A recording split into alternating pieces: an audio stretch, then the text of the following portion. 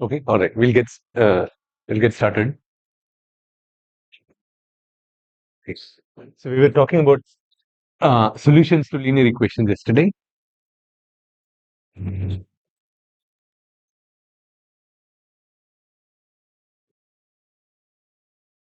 Equations that are represented like this, and this is P cross Q. This is from Q. Right. And this is usually the unknown. And what we're asking is what linear combination of the columns of A gives me B, and X is essentially the coefficients of the linear combination. Okay. And we saw that there are three possible solutions, right? What are the three possible solutions for equations of this form? Yeah, you have unique solution. Yeah, you have infinitely many.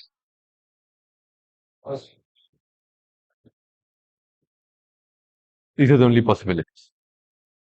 And when do we have these three possibilities? What you remember the condition? What is the condition? Sorry?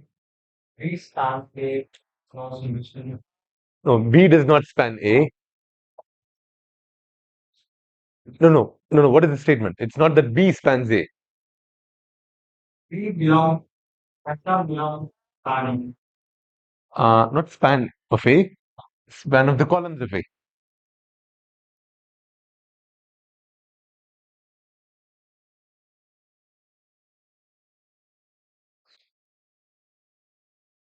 This is the case, then what do you have? This is no solution. If it does belong, then there are still two possibilities, right? These two are still left. If B belongs to the span of A, then what? Then what does it depend on? Okay. It depends on the rank of A. Okay, if it's less than what? Number of columns, which is what? Q. Then less than,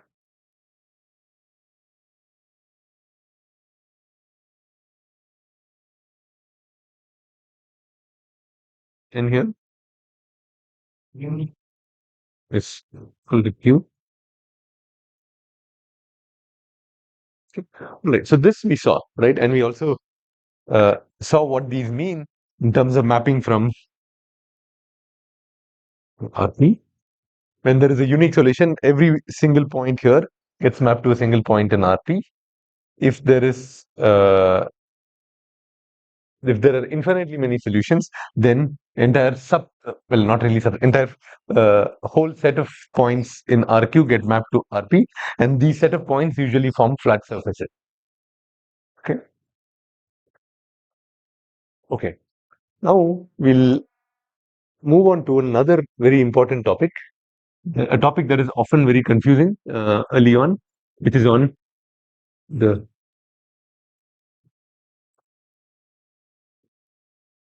four fundamental subspaces of a matrix A. It turns out for every matrix A, there are these four subspaces that you can associate with this with any matrix. Two of them are subspaces of RQ, and two of them are subspaces of RP, where A is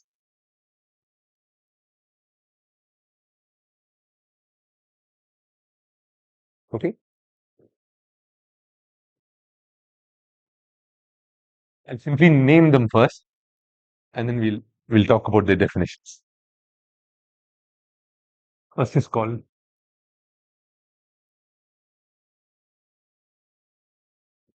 column space of A.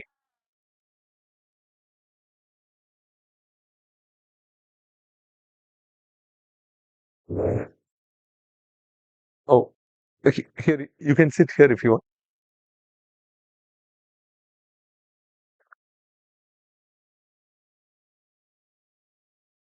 which we represent by CFA. Next one is null space, okay, which we represent by n, okay, row space, okay, which is represented by CFA transpose. And then you have inversion. Okay. This is essentially the null space of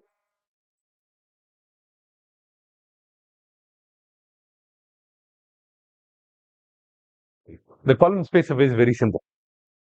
All of these are subspaces. Okay. The column space is a subspace of RP. This is a subspace of RP. And the other two are subspaces of RQ. Okay. These two correspond to the output space. These two correspond to the input space. Okay. The column space is nothing but the span of the columns of A. A1, A2, A. That's all. That's the definition of the. So the thing that we've been saying, span of the columns of A, from now on we'll simply refer to it as the column space. Which means this is essentially the set of all points that are linear combinations of the columns of A. Okay, simple enough. And it will be a subspace of RP because the columns of A are from RP. And if you have a set of vectors and you take their linear combination, that forms a subspace of the space the original vectors are from. So this is a subspace of RP.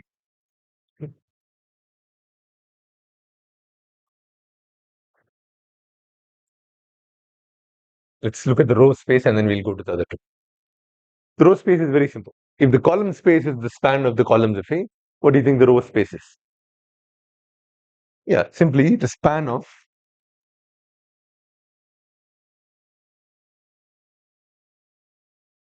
remember how we represent the rows?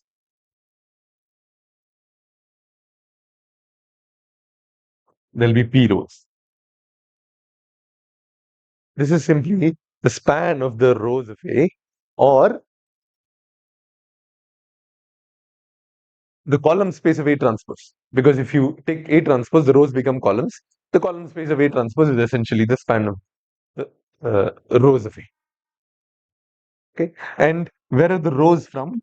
AI. What space this is from? RQ, right? You're taking the linear combinations of set of vectors from RQ. That means this has to be a subspace of RQ.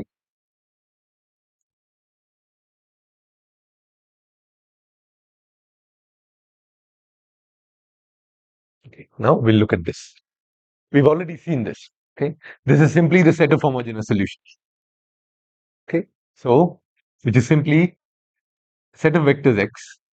Okay, such that x belongs to RQ. Okay, and A times x is simply 0. That's the set. Okay, all points from the input space that map to 0. And I don't know if you attempted the problem that I gave you yesterday to show that the set of homogeneous solutions actually form a subspace. Okay, so this forms a subspace. In fact, if you remember, I think it was in the tutorial session where we looked at A transpose x equals B, the set of all x's that satisfy this equation was not a subspace of Rn, but if this was 0, then the set of all points that satisfy this was in fact a subspace. That's exactly the same. You apply the same argument here. That's the null space. Simply all the points from the input space that get mapped to 0. And the left null space, which is simply the null space of A transpose, is simply a vector like this. Set of all y belonging to Rp and A transpose y.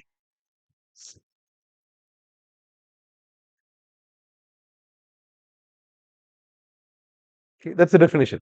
For now, just remember it as a definition. We'll look at what these mean after this. Okay. So those are the 4 fundamental subspaces which actually have are useful to know.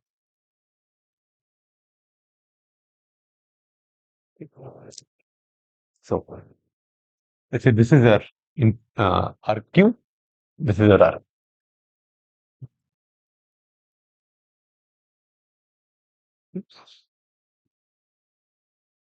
The column space is essentially all the points that you can generate in RP using an equation like this. If you take A and you post multiply it any vector from RQ, okay, any vector from here, set of all vectors that you can generate by doing this operation, that's your column space. Because when I write AX, I'm simply taking the linear combination of the columns of A, which is essentially means what are all the points I can generate by doing this operation. Okay. So let's say that's this region. Okay. It might be whole of RP, it might not be all of RP, it might just be a part of RP. Okay. So this is your column space.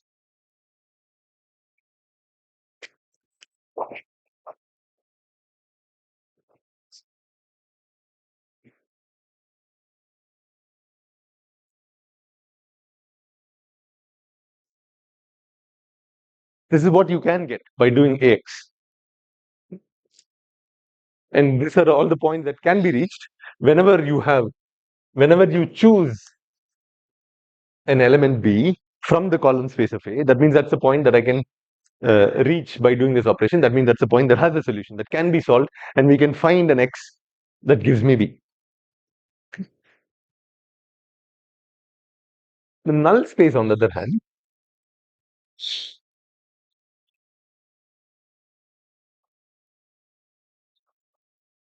is on the input is an RQ.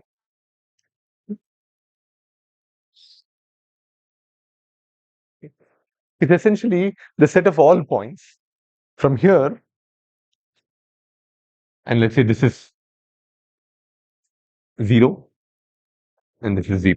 This is the 0 vector. This is the location of the 0 vector in RQ. This is the location of the 0 vector in RP. The entire null space, right, gets mapped to 0 under the mapping A. Okay, if you take anything from here and you post multiply A by this vector from here, it will always go to this 1 point 0. That is the 0 vector. Okay, so this is essentially, we've also seen another term for this.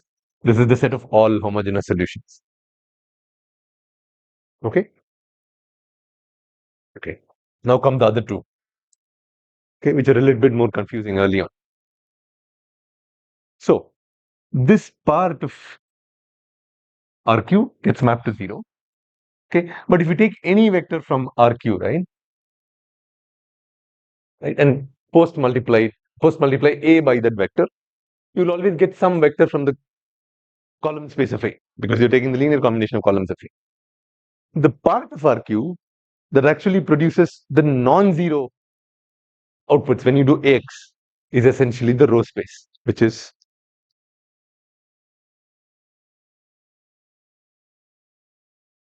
that's this.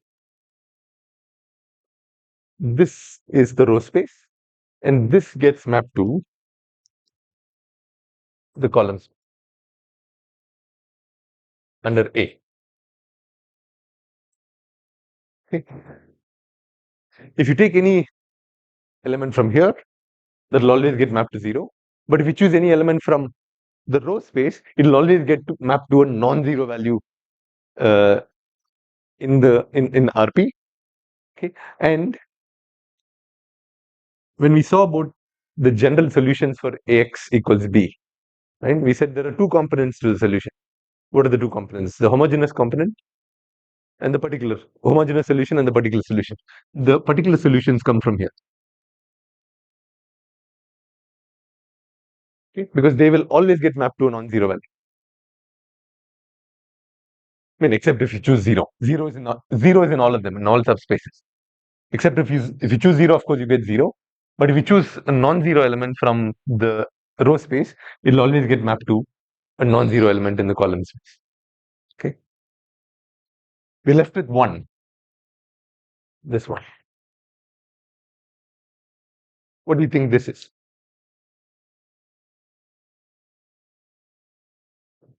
This whole thing gets mapped to zero. This whole thing gets mapped to this. What do you think about this?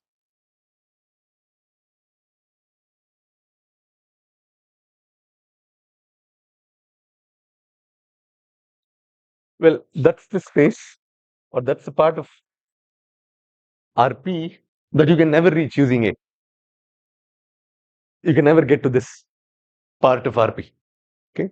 So if you choose B from here and you ask, can you solve Ax equals B? The answer is no. Because with A, I can only reach this space. I can reach this space by, of course, choosing any point in the whole space. But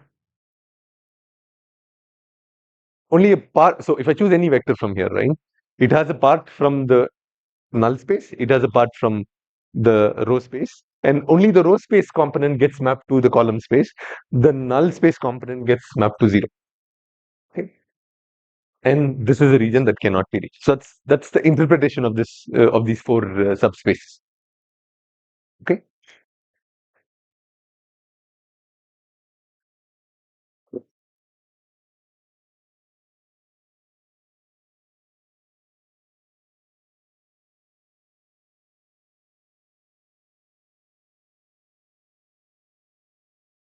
See, right now I was just talking about this idea of a component. I don't think I've defined it before. Components of a vector. Just define it before we proceed. Okay. If you have, let's say, a vector x that you're expressing as the linear combination of a set of other vectors.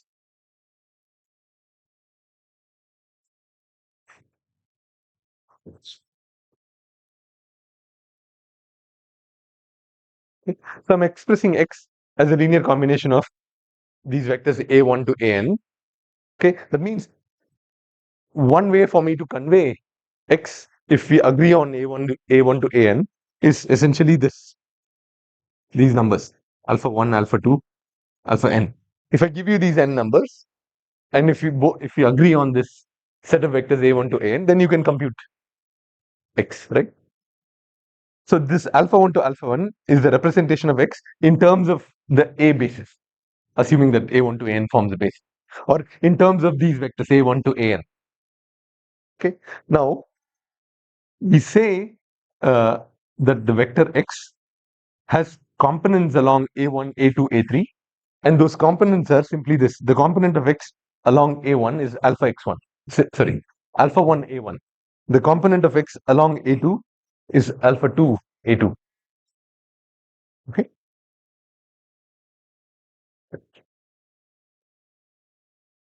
Now, with that in mind, let's look at an example. I don't know what is the problem that we solved yesterday. X equals b, where there is a unique solution.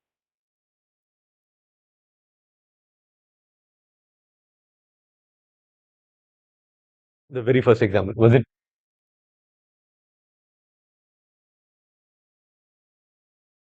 this? Was this A? Okay, all right. Okay, now for this A, let's find out what the four fundamental subspaces are.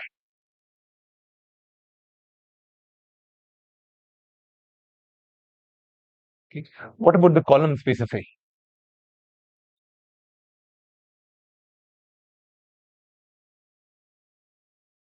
what can we say about the column space? So this is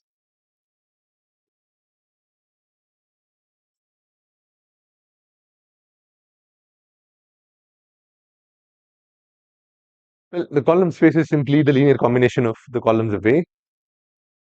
Do the columns of A form a linearly independent set?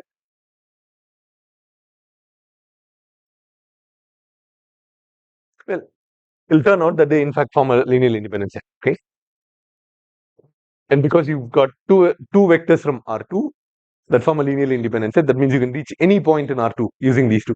That means your column space of A now is simply all of R2. Okay, if that is the case, we immediately know what the left null space is, because if the column space takes up all of this, what is left for the left? I mean, what do you have for the left null space? Just zero. So left null space is this. Essentially, there is no point in R2 you cannot reach using this matrix. If you have this matrix, you can reach any point in R2. Okay. What about the row space? So your column space is all of this whole thing.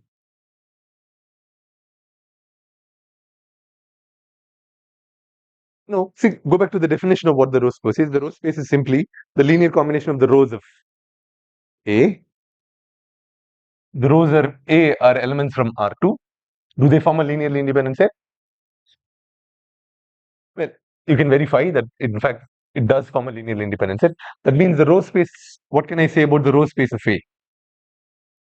It has to be all of R2, right? Because if I take the linear combination of the rows of A, there are two vectors from R2 and they form a linearly independent set. That means every point can be attained as a linear combination of rows of A in RQ. That means the row space is essentially all of R. What about the null space? In fact, what is for any Ax equals B using this A, what is the homogeneous solution?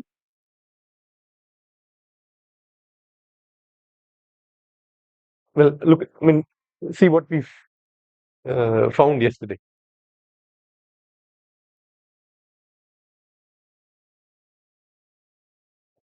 No, the homogeneous, for example, let's say this was equal to Ax equal to some B, right?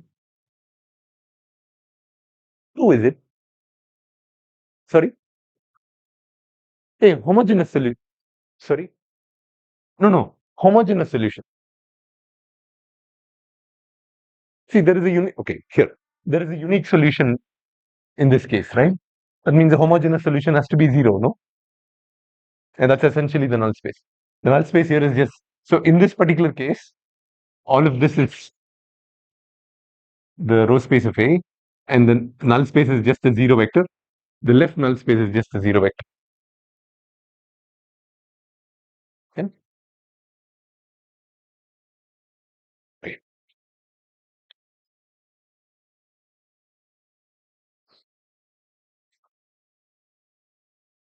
Was this another example that we saw yesterday?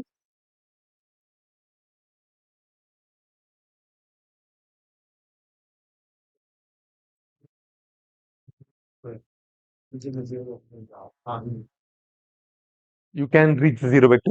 What do you mean? Yes.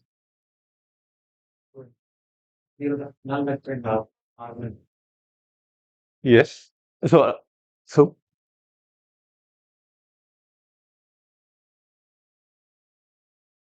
see, the definitions here apply for all the non-zero elements because zero is there in every subspace.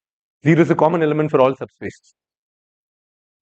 So uh, the fact that you can map 0 to 0 is a trivial statement, right? So when we say elements that you cannot reach, you are essentially talking about the non-zero elements that are unique to this.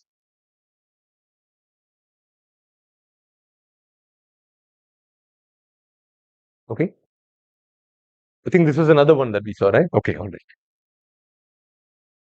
Again, both RP and RQ are from or R2. What about this? What about the column space of this matrix? Is it all of R2? See, in the previous case, one column was like this, another column was 2, 1, like this. This is A1, this is A2. What about here? Yes, A1 is this, A2 is this. And if you take the linear combination, and they're scaled versions of each other, if you take the linear combination of these two, what you will get is essentially just this. Okay, and this is the column space of A. And in fact, in this case, what does the column space of A look like? C of A, if you were to write it algebraically, set of all vectors of this form.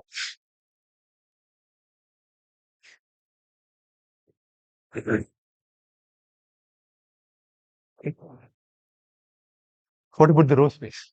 Maybe we should do that here as well. The rows in this case were 1, 2. That means 1, 2. This is your A1 till A. This is your, because these are not collinear, you can take the linear combination of these and reach any point here. Similarly here. In this case, the columns were like this. What can we say about the row space? Is it all of R2?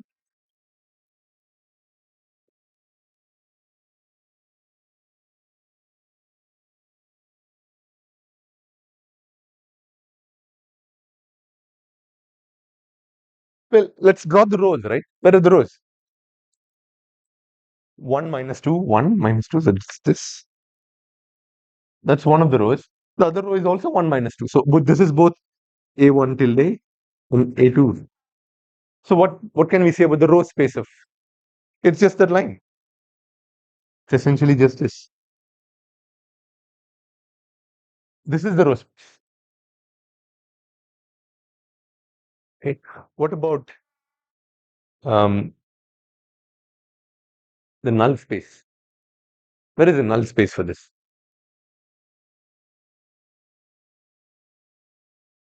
Null space is, well, 0 always takes you to 0. So 0 is not an answer.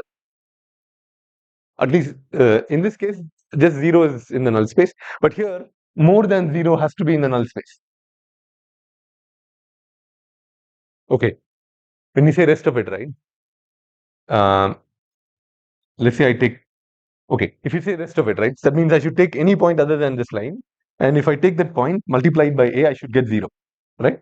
That's the definition of the null space, okay? Let's say I take this one, 1, 0. What will happen if you multiply this by 1, 0? You'll get 1, 1. So that means, okay, so this is definitely, so that is definitely not the answer, right? So it cannot be all of A. Or at least it's not, the null space does not contain this point, that we know. Because it doesn't, if you multiply that point by A, then you don't get 0. Well, algebraically, how would you find the set of all x's such that if you post multiply this by x, you get 0? Well, you can do it by hand, no, and find out what are the two equations. So if you take this,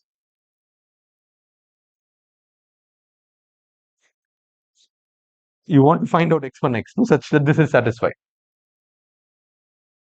Right? That means x1 minus 2 x2 should be equal to 0. X1 must be equal to 2x, 2x. It's 2.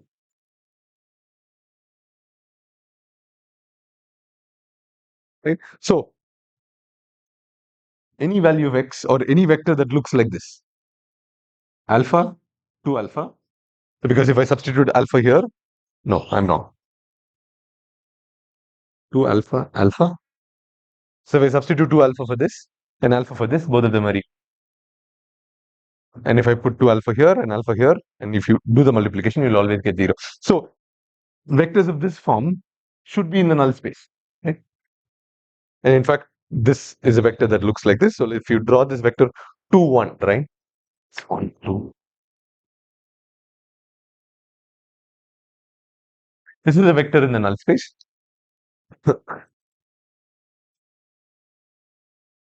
This whole thing now, if you take anything along this subspace, right, that will be your space, okay? And this is your row space. Okay. Anything along this line, this entire line will get mapped to 0. Okay. If you take any vector along this, except for the 0 vector, and if you multiply by a, you'll get a point along this, along the column space. What you cannot get is any vector that slightly goes out of the column space of A. Okay.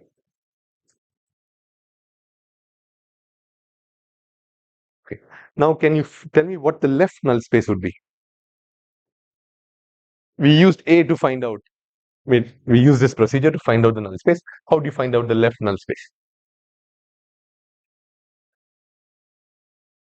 Well, the left null space is simply the null space of A transpose. So you take the you take A transpose, and then find out what the left null space is.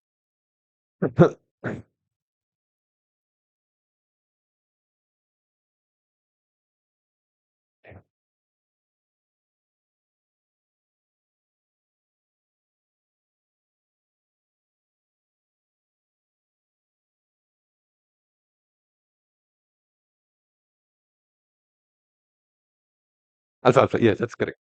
Is it alpha alpha? Ah, that's right. So A transpose will be 1 1 minus 2 minus 2. So what is the set of all y's such that A transpose y gives me 0? Ah, yes. What will be that vector? Alpha minus alpha, right? So that will be a vector like this.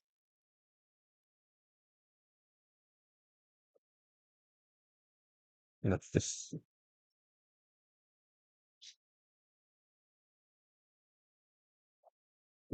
And this is your null space.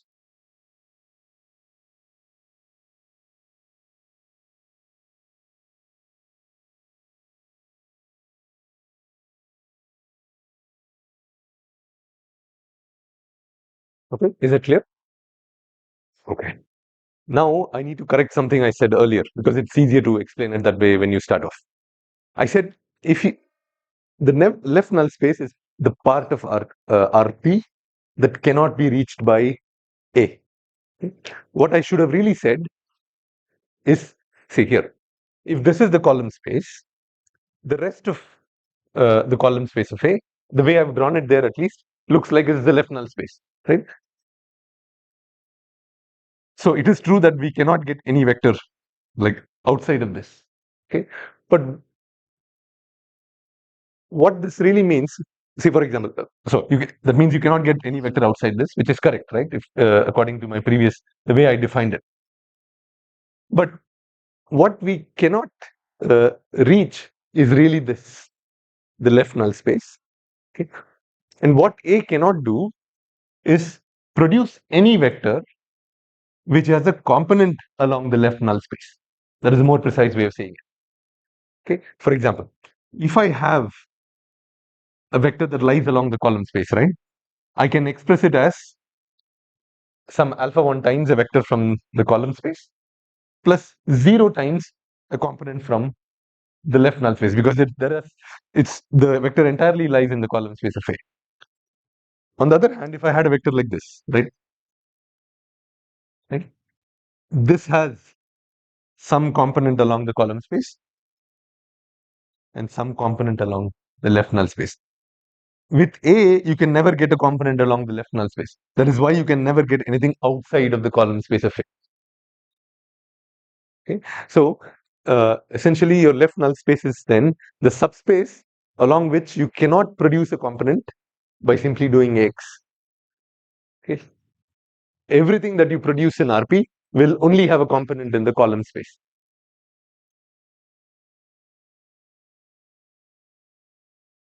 Okay, okay. That's all I wanted to say for the 4 fundamental subspaces. The last thing we will talk about, oh, there's one more thing before we conclude. the relationship between the four fundamental subspaces and the rank of the matrix. Okay, what is the rank of a matrix?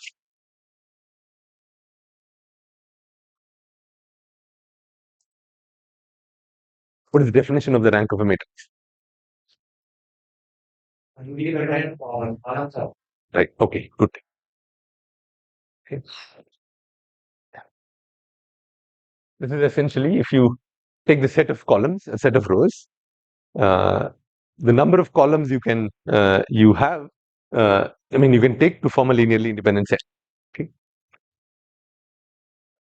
Now, it turns out, let's say the rank of A is R. Okay. The rank is essentially related to the dimension of the four fundamental subspaces. Okay. Let's look at this first. What is the rank of the matrix here? Well, two. Both these two form a linearly independent set. The rank is. Okay. Let's look at the four fundamental subspaces. What is the dimension of the column space of A? 2, right? It's all of R2. A basis for R2 requires a set with a linearly independent set with two elements. That means the dimension is 2, right?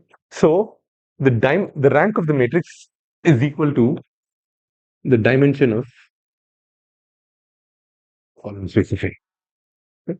And in fact, it is also equal to the dimension of the row space of A. Okay? Because the same argument applies here. Okay. What about here? What is the rank here? It's 1. Okay. What is the dimension of the column space in this case?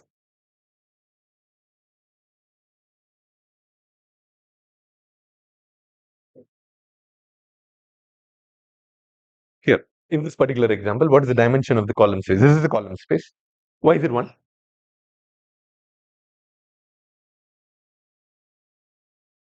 Why is it 1? Because the basis, if you take a basis for this line passing through the origin in R2, you only need that basis will only have one vector. You only need one vector to generate all the elements in the set by linear combinations, and and that basis will only have one element. Okay. Yeah. So that agrees. The rank of the matrix is essentially the dimension of uh, uh, the column space of A and the row space of A. What about the what about the dimension of the null space in this case? Or let's go to the previous one. What about the dimension of the null space and the left null space? 0. Okay. So it turns out that the null space, well, for now, for simplicity, right? Let's assume this is P cross P. Okay. The dimension of the null space of A will be R, and the dimension of the null space of A transpose will be P minus R. But if this was P cross Q, then this would become Q minus R, and this will remain P minus R. Okay, which agrees here. So the dimension of the null space here is 1. The dimension of the left null space is 1.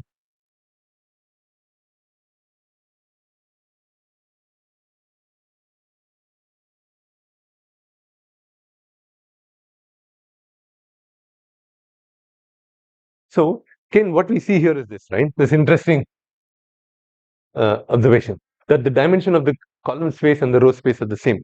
That means no matter what the size of RP and RQ are, whatever values RP and RQ take, right? There is always a R-dimensional subspace of the input space that gets mapped to a R-dimensional subspace in the output space. Okay, because CA transpose gets mapped to CA, right? And the dimension of CA transpose is R. The dimension of CA is R. So lines get mapped to lines, planes get mapped to planes, and so on and so forth. Okay, and whatever is left of the RQ space gets mapped to 0. And whatever is left of the RP space, we can never reach. We can never have a component along the subspace that is left. Okay.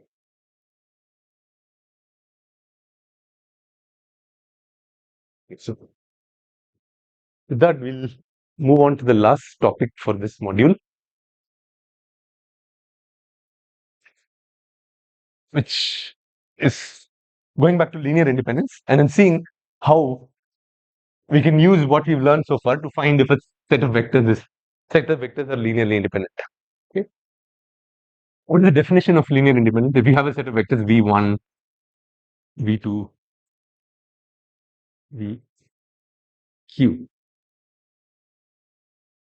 what is the definition for this set to be linearly independent?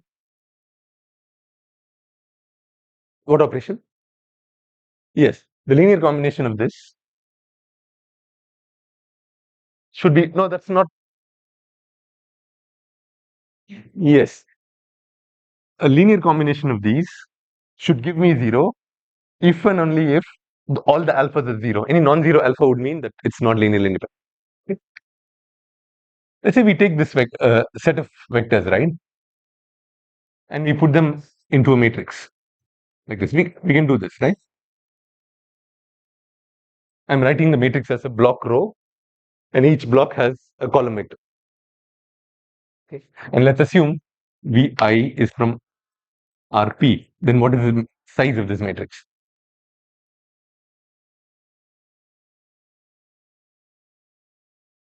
Yeah. Well, each element is from Rp. There are q of such elements. What is the size of the matrix? Sorry, P cross Q. Right. Okay. If I want to take the linear combination of these, right? Let's say I want this alpha 1 v1 plus alpha 2 v2 alpha q vq. To do this operation, I can express this operation more compactly here, right? I simply form a vector alpha 1, alpha 2, q, and I'll call this the alpha vector. If I post multiply this matrix by this, I get this. Right? Now, if these set of vectors are linearly independent, then we could ask, okay, what is the solution to this equation? Okay, if the solution to this equation returns an alpha that is only 0, right? No other vector, if I multiply this matrix by this alpha gives me 0, then you say the set of vectors that you started with form a linearly independent set. Okay. If you have more than the 0 vector, then the set that you started with is not a linearly independent set. Okay. Well, that is equivalent to saying, let's say if we call this matrix V, what should be the rank of the matrix? What should be the rank of the matrix V for the set of vectors V1 to Vq to be linearly independent?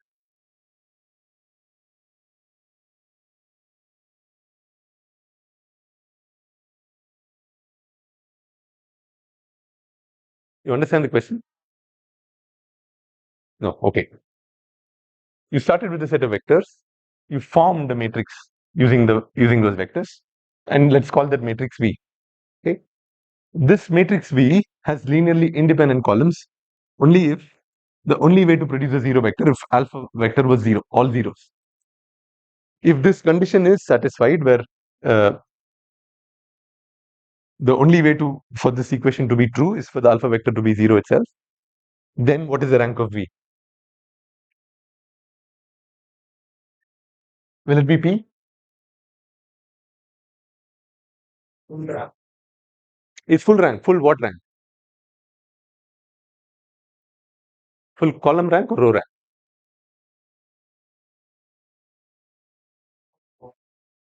Okay, all right. Let's look at an example. let's say I have, let's say there are only two V's, right? And they're like this.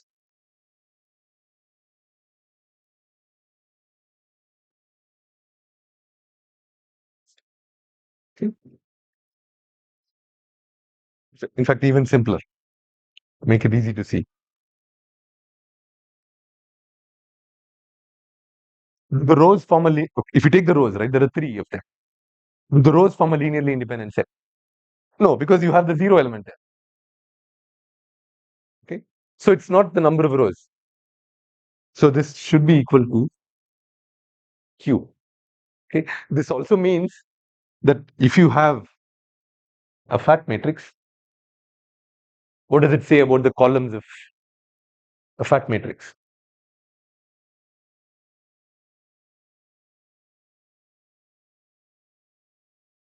What can you say about the linear independence of the columns of a fat matrix?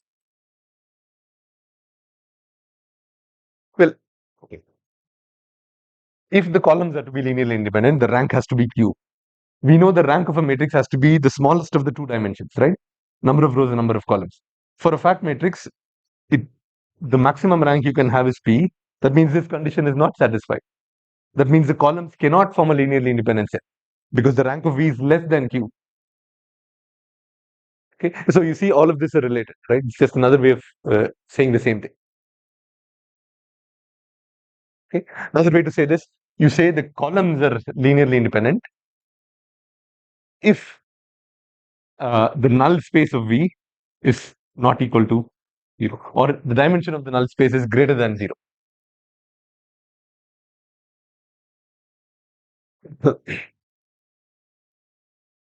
Okay, all right. Now,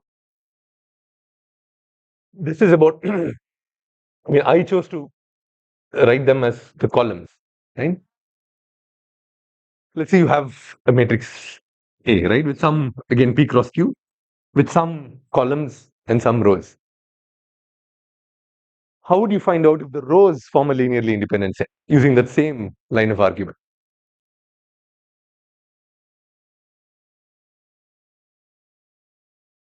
Or let me put it this way. What is the rank of A if the rows were linearly independent?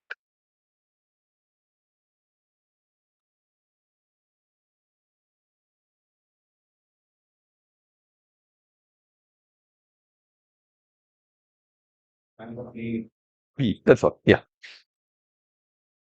And what does that mean about what does it say about the left null space of A if the rows are linearly independent?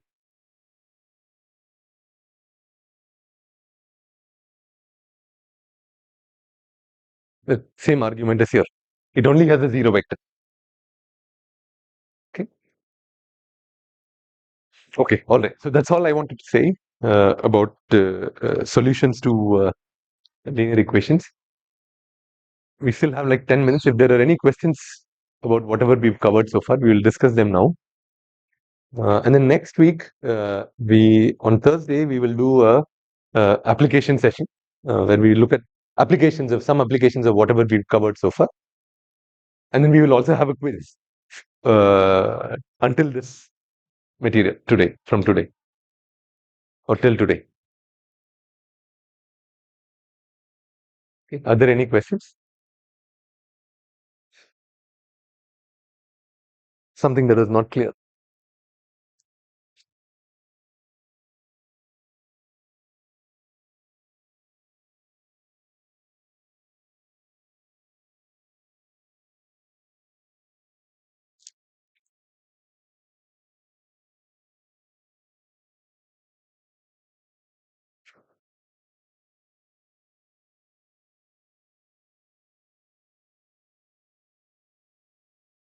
Yeah. So rank is equal to dimensions. When we say dimension, we take like two different rows, right? Like x axis and y axis. Yes. So if we have like a larger set which consists of P and Q, Yes. the only maximum rank you can attain is two ranks. There's only two dimensions. Okay. All right. There are a couple of things, right? That's why whenever I ask what is the Okay, if you have a matrix like this, when I ask about P and Q, I always ask what is the shape of A or size of A. What I mean there is how many rows does it have, how many columns does it have. Dimension has a different meaning. If you remember the idea of the dimension of a subspace, what is the dimension of a subspace? What is the definition of a dimension of a subspace from the first module, right? This is essentially the number of elements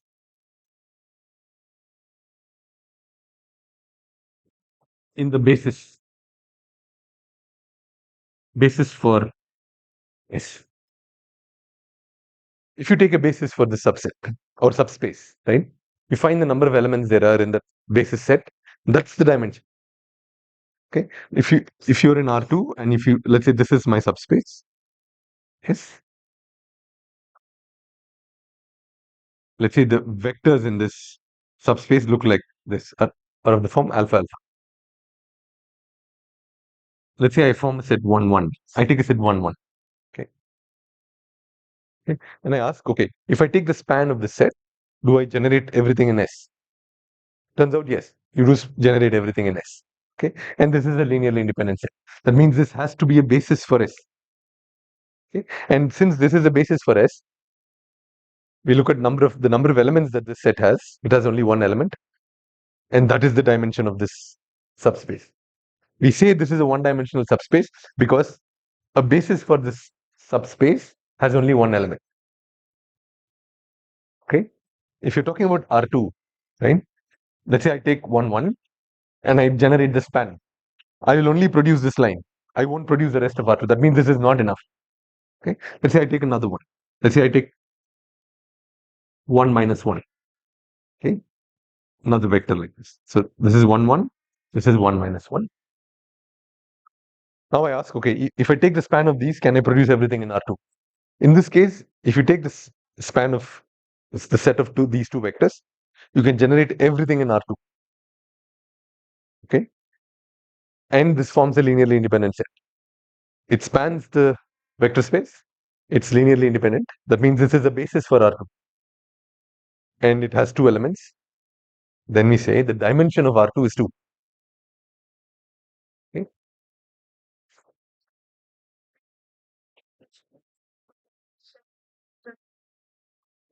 Every point, for example, if you give me this point, right, there is a linear combination of this vector and this vector that will get me this point. If you give me this point, there is a linear right? If you have these two, but if I had only this, right? If you give me a point from here, there is a linear combination that will get me here. But if you give me this point, there is no linear combination of just this vector that will give me here because all you can produce with just one vector are elements on this line. Okay. So whenever we are talking about dimension of the column space of A, you're asking, okay, you're talking about the subspace. The way you generate the subspace is by taking the linear combination of the columns of A. And then you ask, what is the basis for the column space of A? Okay. What is the smallest linearly independent set that will generate all elements in the column space of A? And then you count the number of elements there are in that smallest set that spans the column space of A, because that's the basis for the column space of A. The number of elements in that basis will be the dimension of your column space of A, which will also be the rank of the matrix. Yes, yeah, good point. What will happen? What will happen then? Let's say I have a third vector. This is A1, this is A2, this is A3. What happens then? Okay, let's say this is minus 1, 2. With these three, can you generate every point in R2?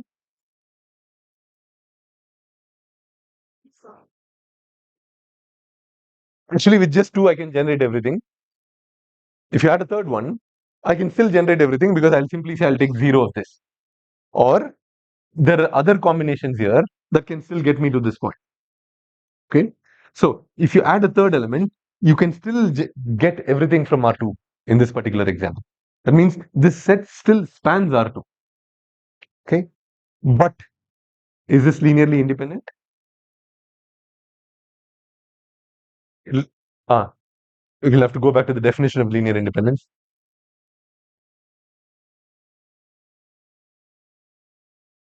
No, here. That's there.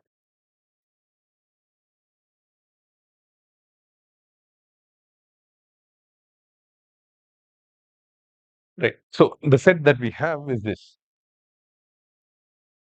1, 1, 1 minus 1.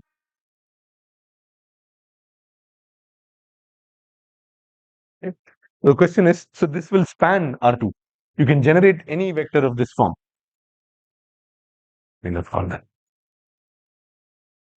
I can generate any vector which assumes any arbitrary value for x1 and x2 by taking the linear combination of these three. Okay, you can verify that. We can do that. Okay, if you give me a vector here, there is a procedure that you can follow such that alpha 1 the first vector, alpha 2 times the second vector, alpha 3 times the third vector. We can find the values of alpha 1, alpha 2, alpha 3 such that we produce this vector. Okay, that means you can span R2. You can generate anything from R2. Then the question is this set linearly independent? The set of these three vectors. How will you find out if it's linearly independent? Right. For producing the zero vector, you ask, okay, what values of alpha 1, alpha 2, alpha 3 produces the zero vector? It turns out in this case, there are lots of non-zero values for alpha 1, alpha 2, alpha 3 that will actually produce a zero vector. That means this is not linearly independent, which means it's not a basis for R2. That means, so yeah, it's not a basis, so you cannot use this for finding out the dimension of R2. Whereas in the first case, when you only had 1, 1, right? If you give me an arbitrary vector x1, x2, I might or might not be able to produce this vector by doing simply alpha 1 times this one. But if you give me 1, 1, I can produce it. I can say alpha 1 is 1, 1, 1 produces this. If you give me minus 4, minus 4, alpha 1 is minus 4. If you give me minus 4 and 0, I cannot produce this vector. That means this does not span all of R. Okay. But is this a basis? Oh, sorry, not basic. Is this linearly independent? Yes, because the only thing that will produce 0, 0 is if alpha 1 is 0. This is linearly independent, but it does not span R2. That means it cannot be a basis for R2. Yeah?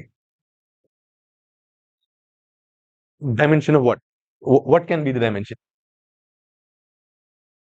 Okay. Here, there is only one vector. Okay. This is a linearly independent set. That means it can be the basis for something. In fact, it is the basis for its span. We generate the span of this, and this is a linearly independent set. That means this is a basis for that. And since there is only one vector here, the dimension of the subspace that this generates is 1. That's this line. Okay.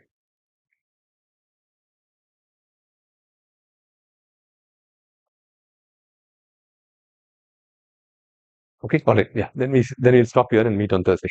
Thank you. Yeah. Yeah. Yes. No. Column space is not perpendicular to the null space. The column space is, we'll see in the next lecture in orthogonality, we'll see that these are not just, of course, these four subspaces actually have even nicer connection. It turns out if you add the column space and the left null space, you will get all of RQ, RP. If you add the null space and the row space, you'll get all of RQ, and you will have to go back to remember what does it mean to add two subspaces. Okay. Not just that. In addition to that, you'll find that the column space is an orthogonal subspace. The column space is orthogonal to the left null space, and the null space is orthogonal to the column space. Well, I wiped it off, but if you had seen the drawing, it did look like the two lines that we drew looked like they were orthogonal, and that's not by accident. It is always true. Yeah. Okay. All right. Okay. All right. Thank you.